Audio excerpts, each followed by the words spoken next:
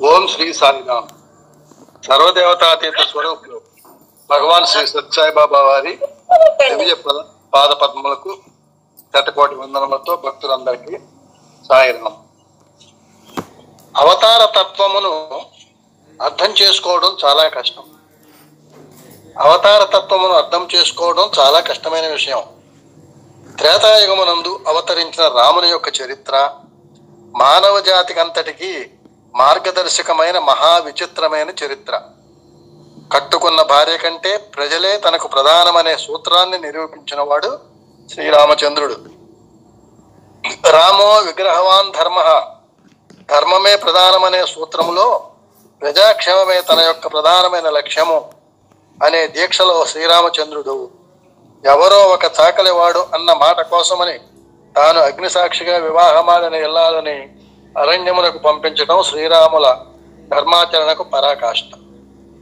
ఇంకా సోదరుల మధ్య అన్యోన్యతకు సహనానికి లక్ష్మణ భరత శత్రుఘ్నులే ప్రధానమైన ఉదాహరణలు. మరొక ముఖ్యమైన విషయం, భార్యను సంతోషపరచు నిమిత్తమై దశరథ మహారాజు కన్నకుమారుని కూడా కారడవులకు పంపడానికి పూనుకున్నాడు. కానీ శ్రీరామచంద్రమూర్తి తన పరిపాలనలో ప్రజాక్షేమ నిమిత్తమై కట్టుకున్న భార్యనైనా కారడవులకు పంపటానికి సిద్ధమయ్యాడు. ఈ రెండిటినీ మనము చక్కగా విచారణ సలిపినప్పుడు ఆ రెండింటికి పరమ విరుద్ధముగా ఉంటున్నది. పరస్పర విరుద్ధమైన ఈ చర్యలను లోతుగా మనం విచారణ సలిపితే కేవలము దేహభ్రాంతి లోకభ్రాంతి కలిగిన వాడు దశరథుడని, మరియు లోకక్షేమమును ఆశించిన వాడు శ్రీరామచంద్రుడని ఇందులో స్పష్టముగా మనకు గోచరమవుతున్నది. లోక కళ్యాణము లోకశాంతియే ప్రధానమైన లక్ష్యముగా గల శ్రీరామచంద్రుడు రామో విగ్రహవాన్ ధర్మ అనే అవతార లక్ష్యమును లోకానికి చాటినాడు. అయితే లోకమునందు బాహ్యార్థములను మాత్రమే విచారణ సలుపుతున్నారు కానీ అంతరార్థమైన యథార్థ తత్వాన్ని ఎవరు కూడాను విచారణతో అందుకోవటం లేదు. ఇక ద్వాపర యుగమున కృష్ణావతార తత్వము చూస్తే ఆయన చర్యలు కొన్ని అసభ్యంగా కొన్ని పెడమార్గములు పట్టినటువంటివిగా మనకు తోస్తుంటాయి. ఎట్టివారికి అది కేవలం లోక దృష్టితో చూచేవారికి పెడమార్గములుగా గోచరిస్తున్నాయి కానీ నిజమైన భగవతత్వాన్ని ఆకలించుకున్న మహనీయులకు అంతా అవి పవిత్రమైన పారమార్థికమైన రాజబాటగా అవగతమవుతాయి. దీనికి చక్కని ఉదాహరణము, భక్తోద్ధారణ నిమిత్తము భక్తులను హృదయానందమున ముంచి తన్మయులను చేసే నిమిత్తం కృష్ణుడు హస్తమునందు మురళి ధరించినప్పుడు భక్తులనందరినీ భక్తి పారవశ్యంలో ముంచి వారిని తన్మయులను చేసివేశాడు. అదే హస్తము శిశుపాల జరాసంద దంతభక్తులనే దుర్మార్గులను హతమార్చే నిమిత్తము చక్రము పట్టి వారి ప్రాణములు తీసింది. వారు ఎట్టి ఉన్మత్తులు, వీరు ఎట్టి ఉన్మత్తులు. వారిది ఒక రకమైన ఉన్మత్తం, వీరిది ఒక రకమైన ఉన్మత్తం. వీరు ప్రేమోన్మత్తులై భగవద్దాసులైనారు, వీరేమో మదోన్మత్తులైపోయినారు. ఆ మదోన్మత్తులకు ప్రాణమే దూరమైంది. ప్రేమోన్మత్తులకు పరమాత్ముడే సమీపుడైపోయాడు. ఈ రెండిటి మధ్య తారతమ్యాన్ని మనం చక్కగా విచారం చేస్తే బృందావనమందు కృష్ణుడు వేణుమూదిన తక్షణమే గోపాలకులంతా తన్మయులైపోయి పరమాత్మని అండ చేరటానికి, పరమాత్మని సమీపించటానికి, పరమాత్మని ప్రేమ అమృతాన్ని గ్రోలటానికి సర్వ కర్మలు విసర్జించి మానాభిమానములు తిరస్కరించి పరుగెత్తి పరమాత్మ చెంతకు రావడానికి పూనుకున్నారు. మన భారత భాగవతములందున్న ఈ పవిత్రమైన ఘట్టములనంతా కొంతమంది వక్రబుద్ధులు వక్రీకరించి పెడమార్గములంతా బోధిస్తూ వస్తున్నారు. కానీ అందులో యథార్థమైన విషయం ఏమంటే ఈ ప్రపంచమే ఒక బృందావనం. ఈ ప్రపంచమందలి బృందావనం లోపల ప్రతి ఒక్కరూ గోపికలే, గోపబాలురే. వీరందరూ చేరిన ఈ బృందావనమునకు అధిపతి ఆదిదేవుడైన ఆ పరమాత్ముడే.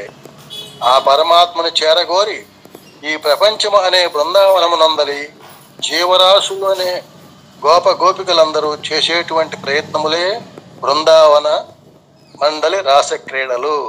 అనగా ఇప్పటికి కూడా భక్తజనుల చేత ఈ రాసక్రీడలు జరపబడుతున్నామన్నమాట. కనుక ఈ రాసక్రీడల యొక్క అంతరార్థమును చక్కగా విచారిస్తే ఈ స్థూల ప్రపంచమే ఒక బృందావనం.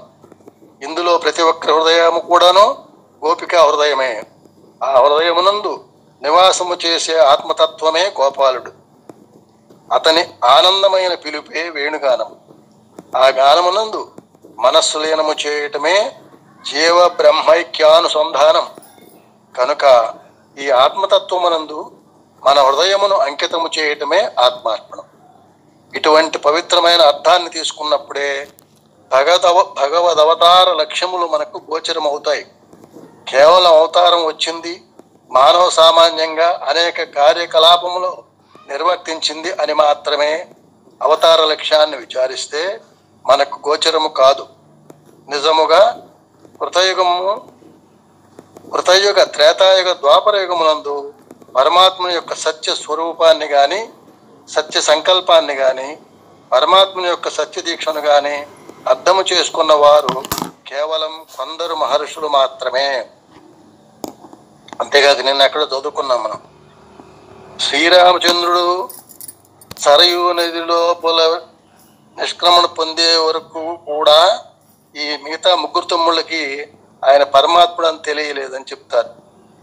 చివరకు అవతార పురుషులకు జన్మనిచ్చిన తల్లిదండ్రులు గాని, బలగములు గాని అవతార తత్వమును సరిగా అర్థము చేసుకొనలేకపోయారు. ఈ కలియుగమునందు ఇన్ని రకములైన విరుద్ధ భావములతో నవీన నాగరికతతో విజృంభించే ఈ సమయంలో భగవద్ విశ్వాసమును, భగవద్ అనుభూతిని, భగవద్ ఆకారమును, భగవంతుని నిజతత్వాన్ని గ్రహించగలిగిన వారి జన్మ నిజముగా ధన్యమనే చెప్పవచ్చును. సాక్షాత్ కృష్ణ పరమాత్మ ఉన్నప్పుడు ఆయనను భగవంతునిగా గుర్తించగలిగిన వాళ్ళు వేళ్ల మీద లెక్కపెట్టగలిగిన. శ్రీరామచంద్రుని కూడా వశిష్ఠుడు, అలాగే విశ్వామిత్రుడు వారు మాత్రమే భగవద్ అవతారంగా గుర్తించగలిగారు. పుట్టి పెరిగి గిట్టేటువంటి తత్వము లోపలనే మన జీవితాన్ని ఆత్మోన్నత ప్రాప్తికి వినియోగించాలి. పుడతాం, పెరుగుతాం, మళ్ళీ గిట్టుతాం. ఈ మధ్య కాలంలోనే మనం ఆత్మ విచారణ చేయవలసి ఉన్నది. భక్తులు పట్టిన దీక్షను సాధించేటువంటి పద్ధతే నిజమైన దీక్షగా భావించుకోవాలి. ఎలాంటి కష్టములు, ఎలాంటి నష్టములు, ఎలాంటి దుఃఖములు, ఎలాంటి నిందలు, ఎలాంటి నిష్ఠూరములు వచ్చినప్పటికీ గోపికలు ఏ రీతిగా లోక నిందలు, నిష్ఠూరములు, భర్తలు పెట్టే బాధలకు సహించి ఆ పరమాత్మను ఏ రీతిగా చేరిరో అదే విధముగా భగవద్ విశ్వాసము లోపల సంపూర్ణమైన ఆనందమును అనుభవించే నిమిత్తమై లౌకిక బాధలను ఏమాత్రము లక్ష్యము చేయక హృదయాన్ని హృదయేశుని భావములో లీనం చేసే ప్రయత్నానికి ప్రతి ఒక్కరూ పూనుకోవాలి. అప్పుడే అనాదిగా వస్తున్న మన భారతీయ సంస్కృతిని మనం పునరుద్ధరింపజేసిన వారం అవుతాము. అంతేగాని ఏదో ఈ పర్వదినములందు ఇక్కడ చేరటం, పవిత్రమైన ఆధ్యాత్మిక బోధకు రోలటం, కేవలం ఈ చెవి ద్వారా విని ఆ చెవి ద్వారా రంధ్రముల ద్వారా ఆ చెవి రంధ్రముల ద్వారా వదిలిపెట్టడం సరికాదు. ఈ విధంగా చేసి మన యొక్క కాలమును కాయమును అపవిత్రము చేయడానికి కొనుక్కోకండి.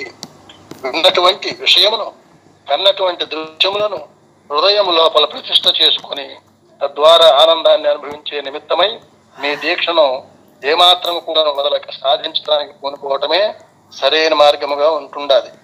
నిజముగా ఈనాడు ఈ కాయమునకు మాత్రమే పుట్టిన దినము. ఇక్కడ చేరిన భక్తులందరూ ఈ ఆనందమును అనుభవిస్తున్నారు. అయితే ఇంత మాత్రముతోనే మనం సంతృప్తి పడకూడదు. లోకములో పుట్టుట, పెరుగుట, గిట్టుట ఈ మూడు స్థితులు ప్రతి ఒక్క దేహమునకు ఉన్నవే.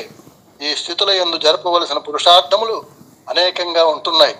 పుట్టి పెరిగి తిరిగి గిట్టేటువంటి తత్వము లోపలనే మన జీవితాన్ని వ్యర్థము చేసుకోకూడదు. ఈ సమయము లోపలనే మన యొక్క ఆత్మోన్నతి పొందటానికి ప్రయత్నం చేయాలి. అదే సరి అయిన మానవత్వం. ఈ పవిత్రమైన దివ్య కార్యాన్ని సాధించడానికి ముఖ్యముగా మనకు ఉండవలసిన లక్షణములు 3. అవి క్రమశిక్షణ, త్యాగము మరియు ఆత్మవిశ్వాసము అని